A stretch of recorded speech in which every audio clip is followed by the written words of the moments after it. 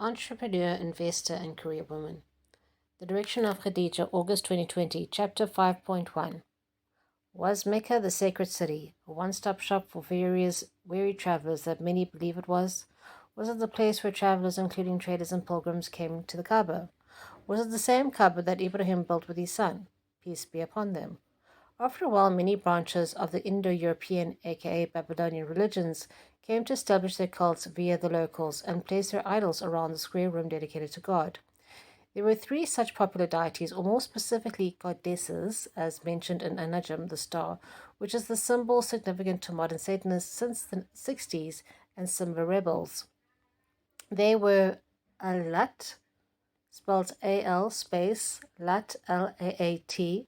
This doesn't mean goddess and has nothing to do with Allah. Al means the, and Ilah, spelled I-L-A-H, means God. Put them together, you get Allah. Therefore, God means the God, or just God with a capital G. But Al-Lat has the same Al in the beginning, which means the again, but Lat has the root Lam, Alif, Ta, while Ilah has the root letters Alif, Lam, Ha, or Ha. The second one was Al-Uzza, and the best translation I could find with my limited knowledge of modern Arabic was the ascribed, or quote, the one attributed to. I'm sure it was better understood in medieval Arabic, but even here it makes a little sense. Then there was Al-Manawat, and if you look up the root to the M-N-W, Mim Nun Wow, in that name, then various translations come up like the tester, the one who tries, the one who tempts, with later reference to words like induces desires, seduces, and is linked to masturbation instead of marital intimacy and ill fate. So you can read into that further, especially regarding pornography and human trafficking, leading those involved into the worst of hellfire. These three run parallel to the cookie-cutout imaginings of modern-day pagans who like to reference the Trinity as the Virgin, the Mother, and the Crone. For many centuries and around the world, these three aspects of womanhood have been celebrated to the point of being worshipped. So it is here that the verses of An-Najm make sense, where Allah confronts the men who have lost their reverence for the female to the point of burying baby girls in the ground while ascribing her as, quote, daughter of God. He, subhanahu wa ta'ala, would call these men out on their contradicting positions, in that they would deem the Lord to have what they don't want and think they are superior to God, while they worship the quote goddesses and kill baby girls. So do you see their hypocrisy? Have you ever considered Planned Parenthood and the quote feminists that support them?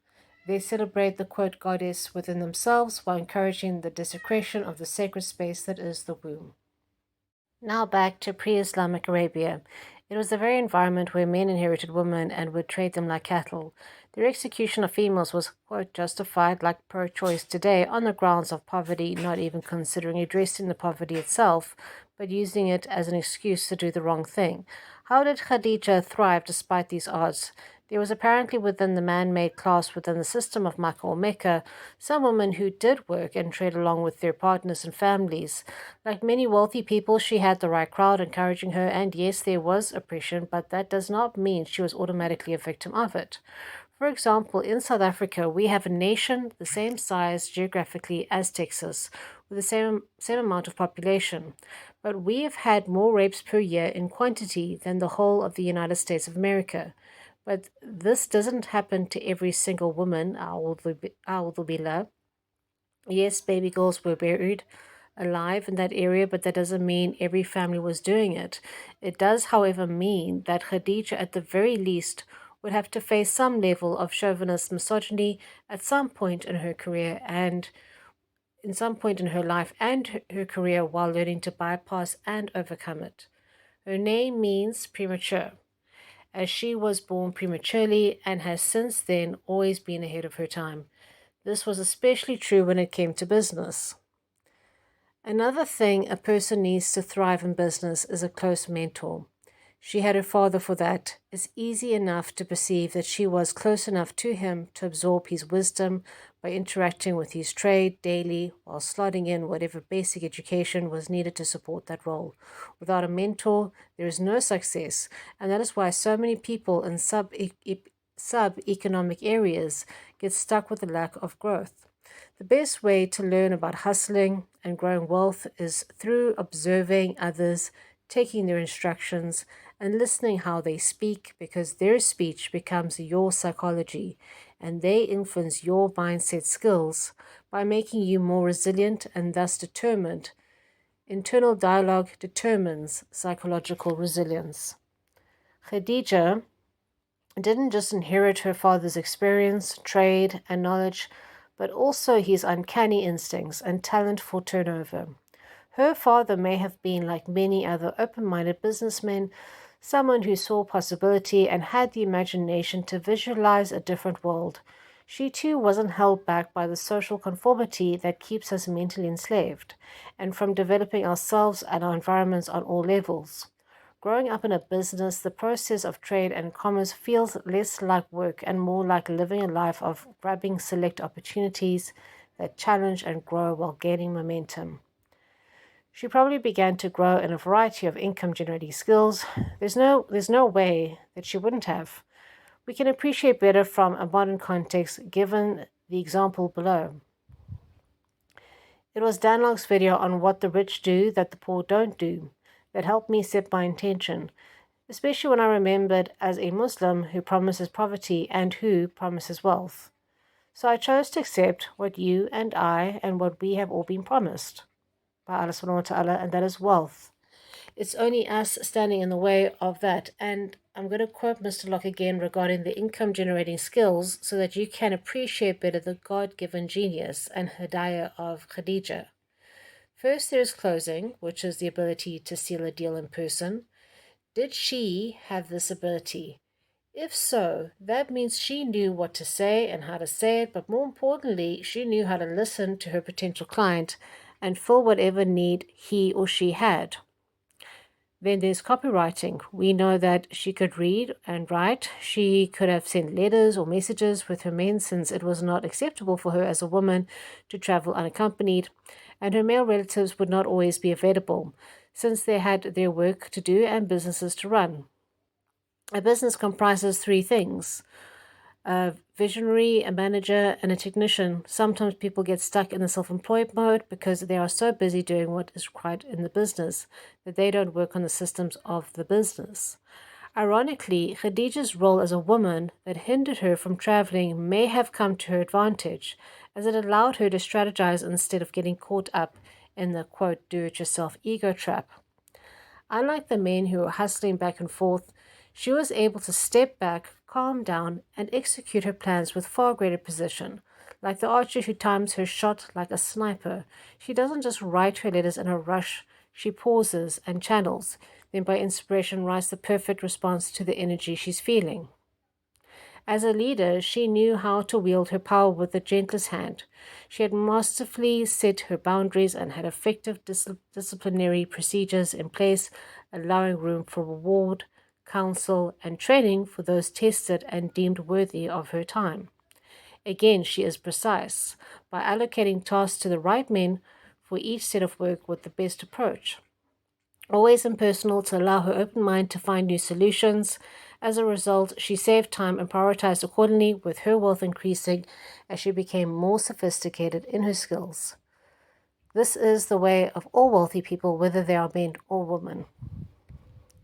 She would have known how to speak to groups and how to talk to men in a way that doesn't frustrate or lose them. A doctor once joked that a man has half the attention span of a woman while she has double their vocabulary due to the difference in testosterone levels. Part of the reason why men are preferred as leaders and prophets among the communities is that their teaching style is compatible with the learning styles of both men and women. But the teaching style of women is only compatible with women and children, with a few men being the exception.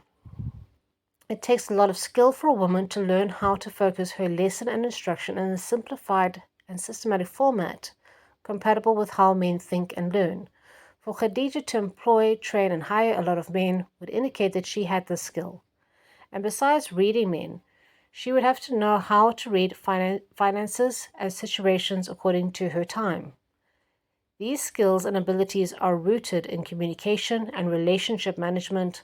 Marketing with communication is the life force of any business and thrives on good character growth that leads to good people skills. But as good as someone is initially in these areas, they can't develop without the right crowd and mentorship. There is both an internal and external conspiracy towards wealth and abundance, which is the natural right of all, except that we block ourselves and each other.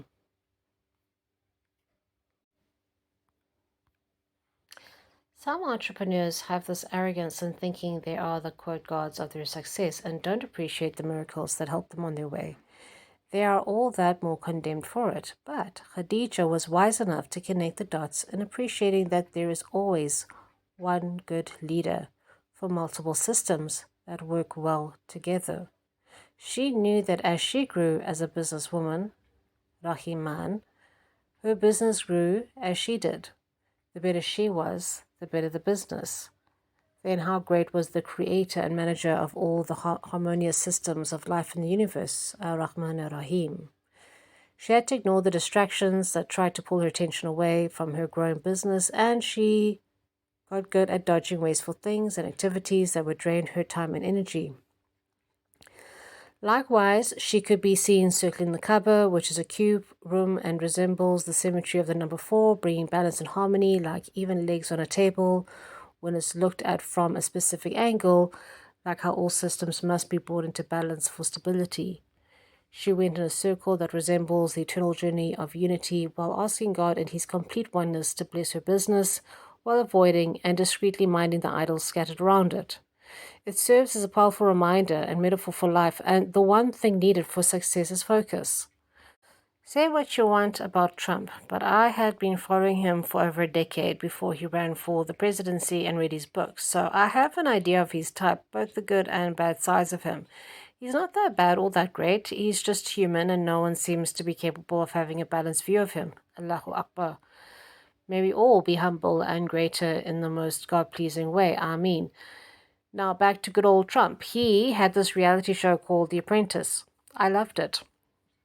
I was hooked, and I always knew halfway through the series who would win. It was always the man or woman who was more focused, and that is true for all competitions. I could always tell that the group of college dropouts competing with the postgraduates would win, and the men competing with the group of women would win for the same reason. But there was sometimes just that one woman who had the focus that surpassed them all. So although the generalization may be true for a group, it's not necessarily true for the individual, and it doesn't have to be true for you or me. It certainly wasn't true for Khadijah. She was razor sharp. Again, to emphasize that both faith and business require focus for success. With faith, the focus is God, and everything else is a distraction. Business mirrors that and mirrors the person running it. If you're a businessman or businesswoman, then you can feel like a contestant in one of those weird Japanese shows and that you have to jump over obstacles while giant fists punch you from the side until you fall into the water. Starting and running a business is a very anxious endeavor, but despite this, you can be in the middle of chaos with peace in your heart. That's how you know it's the right business for you. Having the right mindset skills takes time to mature after a while, along with multiple systematic organizations. You will lose your money, jump through hoops, deal with legal issues, and spin on occasion. It's a tough jungle regardless of your gender, and it's for this reason I really don't like people trading business gurus who have gone through all of this and still share their expertise.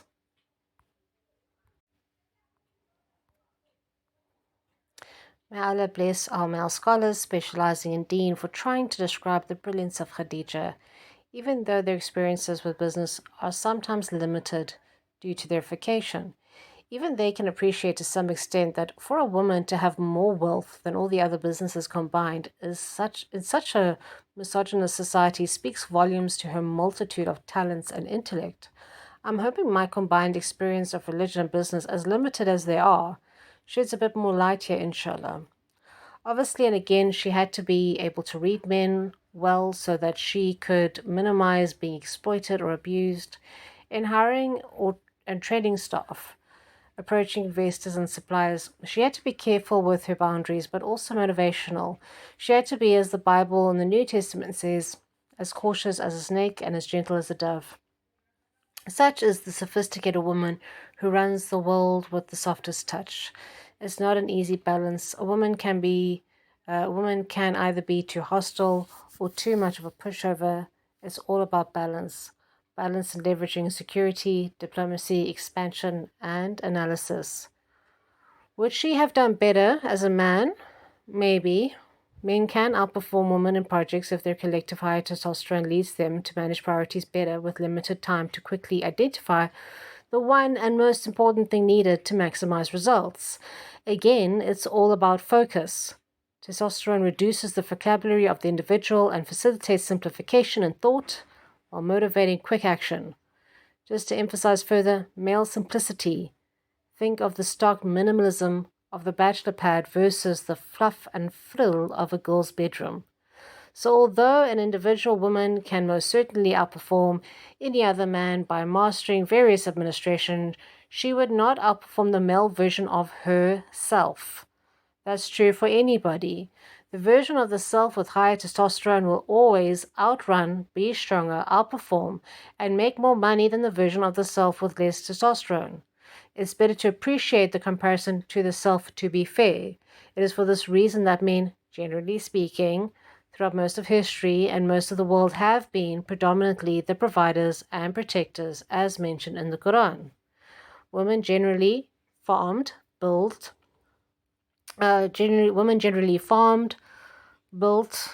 communal, hunted, taught, and created a variety of work close to the home and together in a social unit.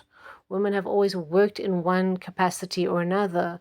Only the elite like Asiya waited on, or the priestesses like Miriam led more simple lives with less manual concentration. Here, Khadijah got men to do work for her, and that's smart. Once a smart woman eliminates the losers and has mostly good men on her team, she then utilizes the healthy instincts of the good men to work for women and make them happy. Asiya was accommodated by even the worst of men. Miriam was accommodated by, better than that, Zachariah alayhi salam, and then later Jesus, peace be upon him. And Khadijah knew this was the natural order of things.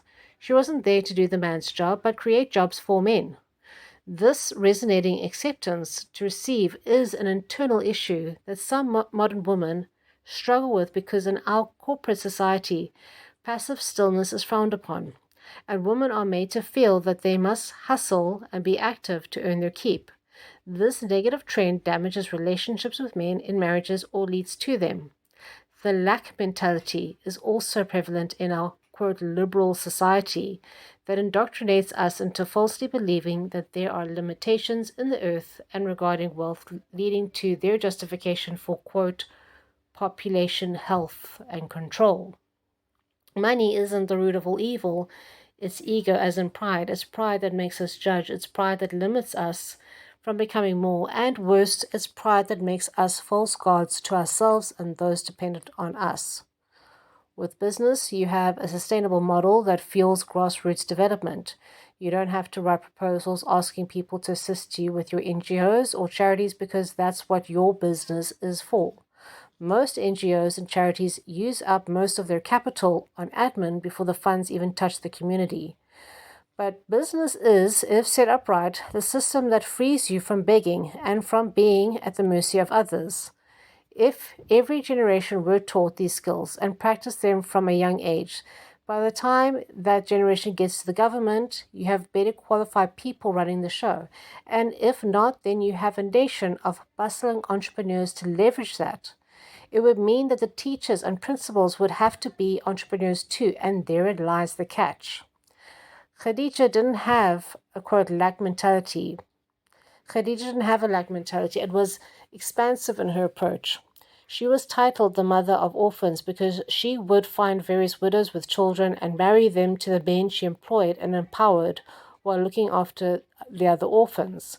Her business served a greater purpose, and that is the true nature of business, in that it is for charity, family, and community development. The author and entrepreneur Robert Kiyosaki mentions 4 types of people in his book: employees, self-employed, business owners and investors. I was reading his books while studying Islam before conversion. Another book that I was reading at the same time was called The Ideal Muslimah. The author was requested by Muslim women after giving a blueprint of Islam via the book The Ideal Muslim.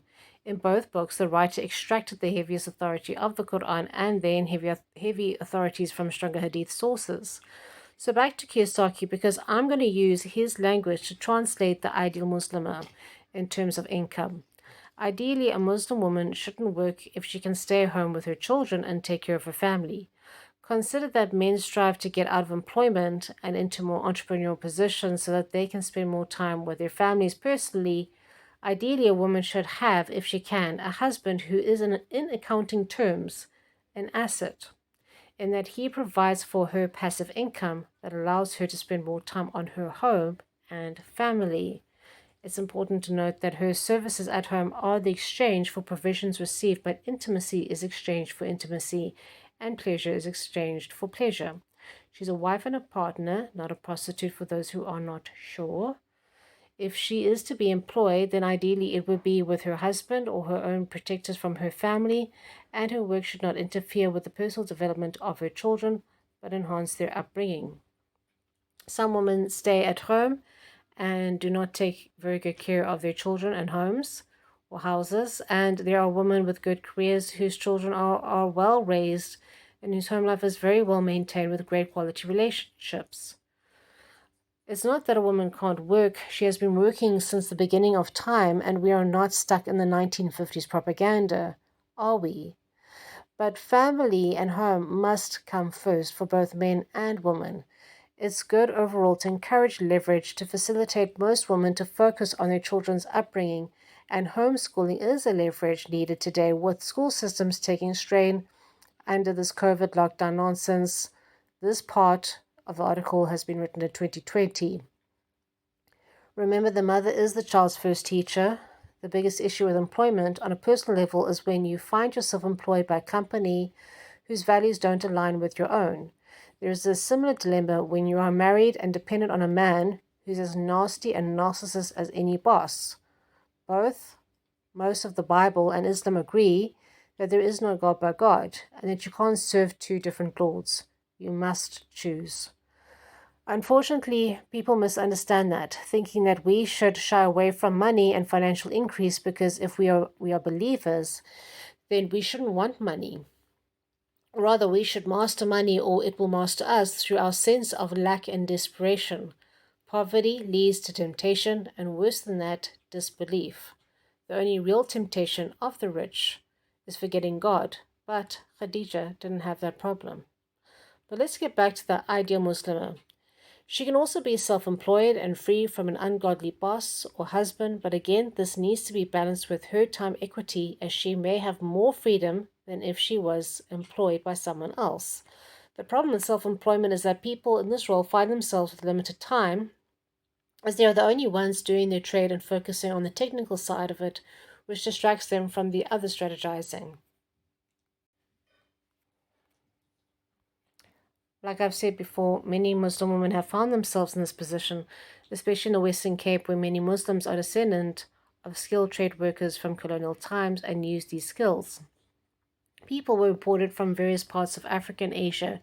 Many of the African slaves converted to Islam and Christianity and then mixed with other nations.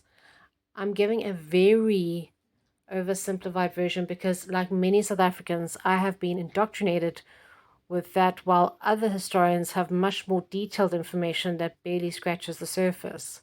So the quote Cape Malay Muslims could read and write with other trade skills.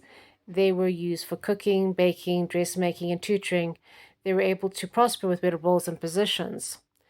To this day, we find people in the quote Cape Malay Muslim community continuing this legacy of trade skills used for survival, either by working from home or setting up small shops.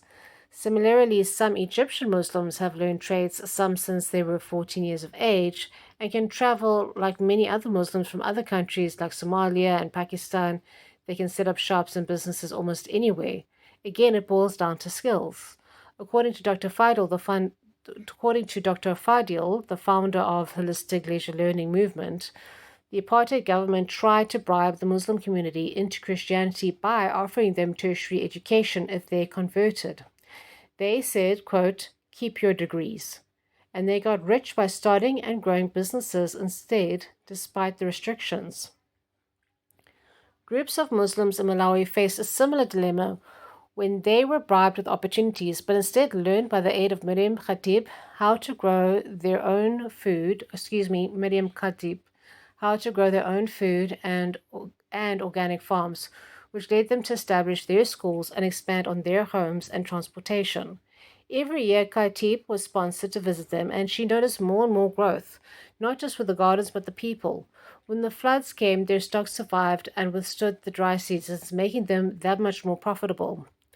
Likewise, local South African Muslims, as Dr. Fidel mentioned, have found growth and success with their trade skills. Few even flourished under the oppressive apartheid laws by growing businesses from their skills and then duplicating them into various franchises. Now back to Robert Kiyosaki. He said that it's better to be self-employed than employed in terms of the quote ideal in terms of the book Ideal Muslim. This is especially true.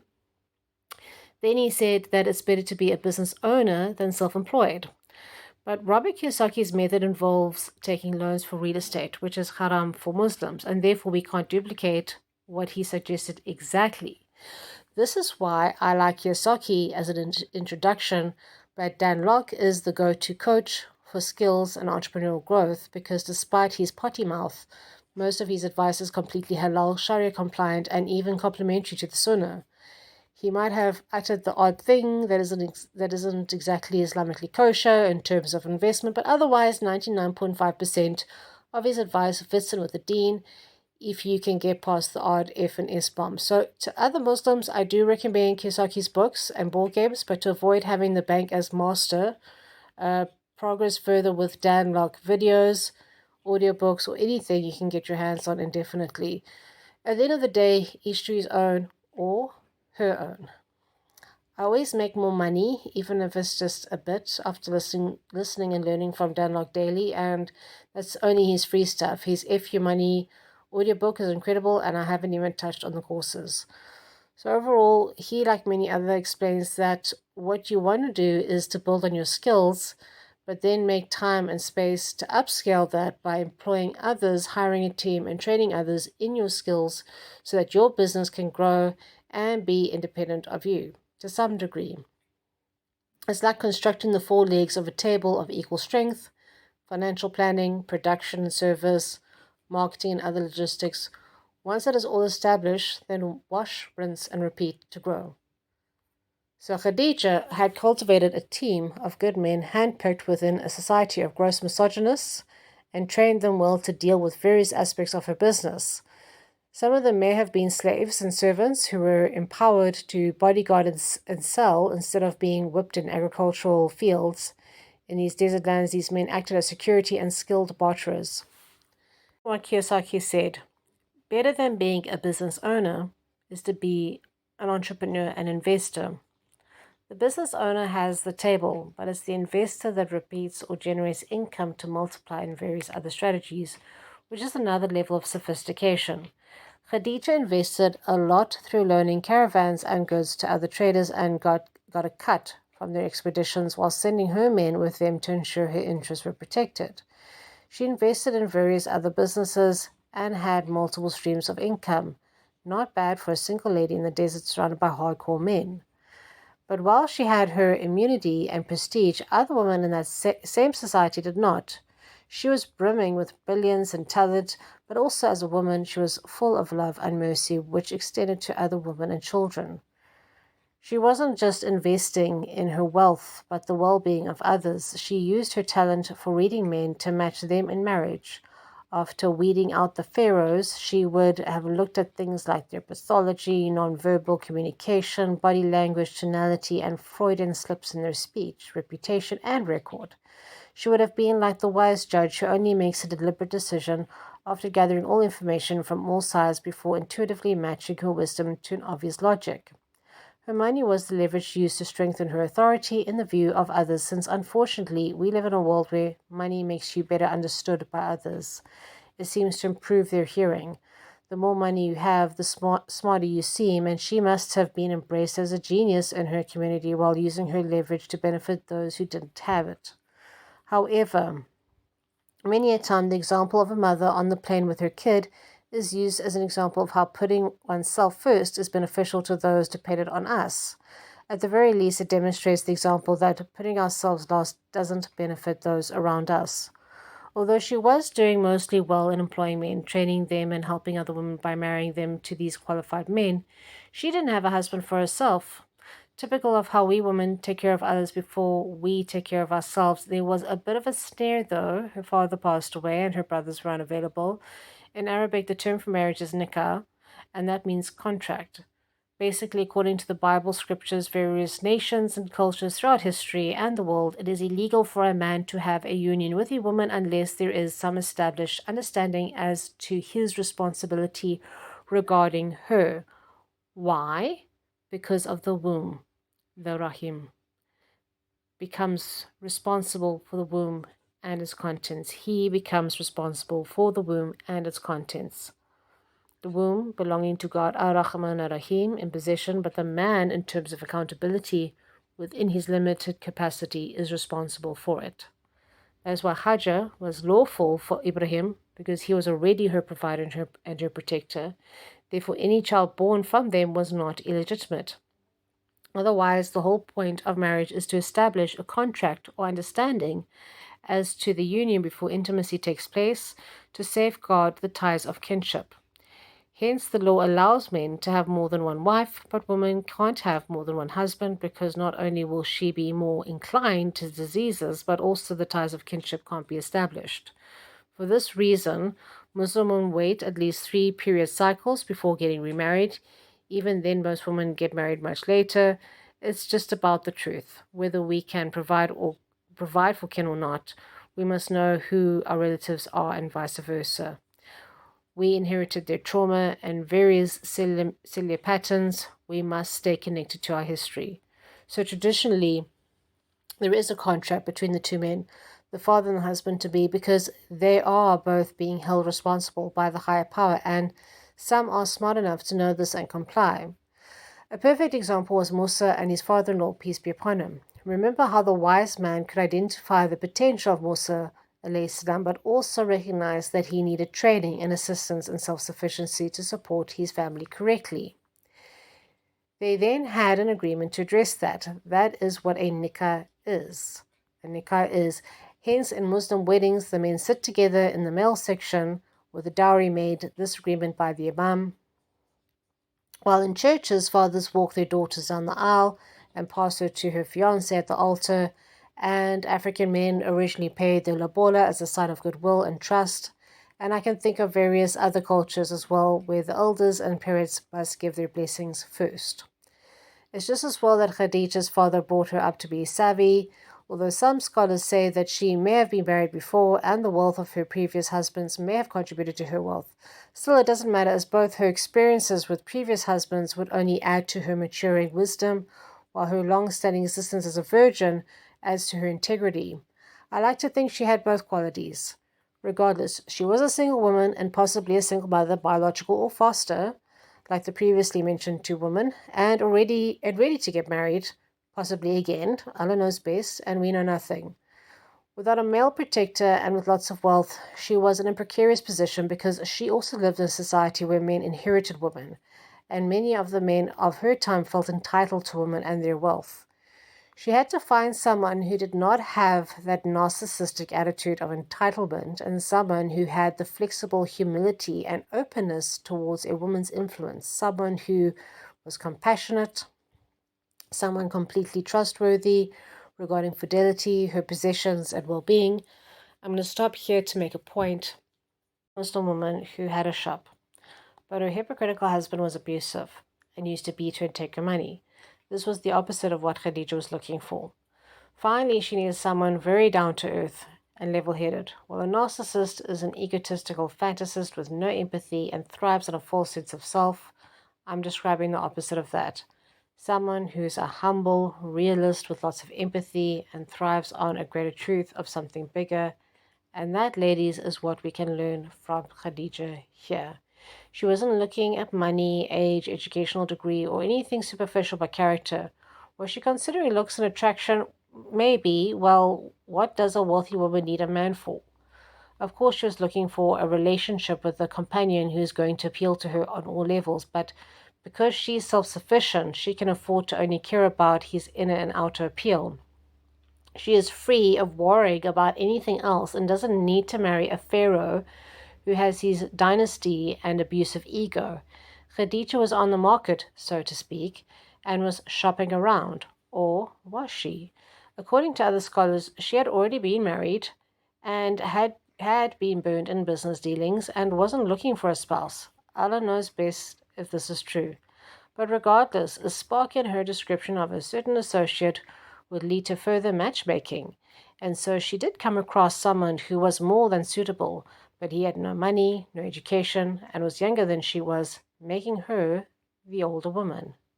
To be continued, inshallah.